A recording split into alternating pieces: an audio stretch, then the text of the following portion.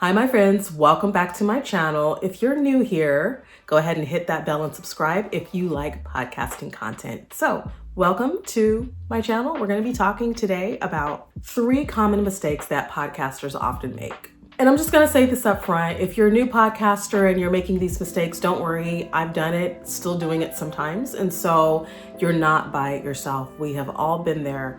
And this is what this video is about, to help you to figure out what those mistakes are and how you can avoid them. The very first mistake that a lot of podcasters make is podcasting without clarity. Clarity is so important. Without clarity, your episodes feel scattered, your podcast ideas just completely fluctuate from week to week. Your messaging is scattered and you don't really know who your podcast is for. That's when you start second guessing yourself, and that is not what we want. We want to know with clarity who your podcast is for, why your show exists, and what you actually want that podcast to do in your business or in your life. When I first started podcasting way back in 2005, I didn't know exactly what I was doing. I was just experimenting. This was a new phenomenon and people were just trying to figure out what podcasting was. So this was brand new and I loved every minute of figuring it out, but I indeed had to figure it out. So I wasn't always clear about my intentions for every episode, for every podcast I created. And that is something that actually led to burnout over and over again. Because even though I loved podcasting, I didn't always have that clear follow through about what I expected to happen with each show. I ended up duplicating my efforts and circling around over and over again about what it is that I actually wanted to produce in my shows. So sometimes I was interviewing guests, sometimes I was doing solo episodes. The topics varied from episode to episode, and somewhere along the journey of the podcast, I would change it from one idea or topic to a completely different thing by the end of that podcast. So by the time I started the show, a year prior to the time I maybe pod faded the show a year or two later, it just ended up being a completely different podcast. So it's really important to kind of know where you're going with your show, what your intentions are, and get some clarity. You also want to just really know what you want your episodes to achieve. So you want to ask yourself the questions: who am I talking to? What do I want my audience to feel or to think? And what do I want them to do after they listen to this episode? Mistake number 2 is overcomplicating the setup.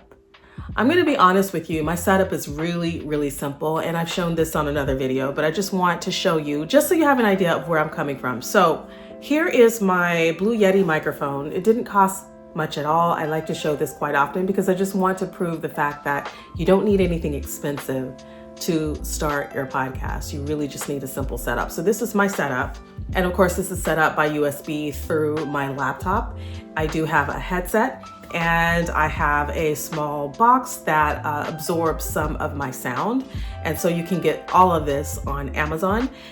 Very simple setup. I would hate for you to spend loads and loads of money on your podcasting setup and not have clarity about where you want your podcast to go, who you're talking to, all those kinds of things that are initial things to do before you start a show. So make sure you're not putting too much into your setup in the beginning. You don't need expensive equipment. You don't need perfect branding. And you honestly don't need a fully mapped out calendar. Now, I'll come back around to that in future videos where I talk about your content calendar and how important that is. But honestly, when you're just getting started, just a couple weeks or a month or two of content ideas that you want to achieve is all you really need.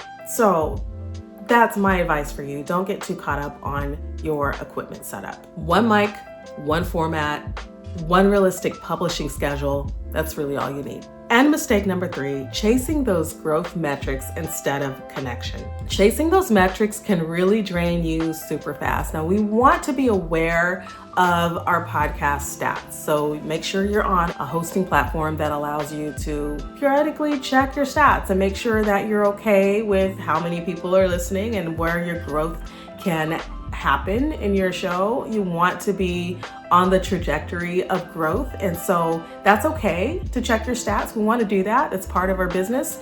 But also you don't want to be overly consumed and overwhelmed with checking those stats. right? You want to make sure that what you're doing is making you happy, not because you have a spike in your listener growth, but because you actually are making that connection with your audience. So that is what I believe is most important in podcasting. I loved it when I've had listeners reach out to me either by email or they would just reply to one of my newsletters and just let me know, hey, I enjoyed your episode. Maybe they reached out like a DM and Instagram, and they'll just tell me, I loved your episodes, or one of them really spoke to me, or it really encouraged me. And when I hear these things from listeners, it really helps me to feel that connection with them and to know that I am making an impact and making a difference. So that is so important to me. And every day I count that above and beyond any stat or metric, because to me, that personal connection is the reason why I started the podcast in the first place. Like, I want to make that connection with my listeners, and I want to know that I'm doing something to elevate them and help them in their business. So check your stats, but don't be overly consumed with them, and make sure you're making a connection with your listeners. Remember, you're recording for one listener and not for everybody. Podcasting is an intimate medium, and when you chase numbers too early, you're losing that relational power that makes podcasts work. So I hope that this video has been helpful for you. And if these mistakes felt familiar, then I want you to take a deep breath. It's going to be okay. Podcasting isn't about perfection, it's about alignment. All right, I want to invite you to check out my next video, which is on how to grow your podcast. Hope to see you over there.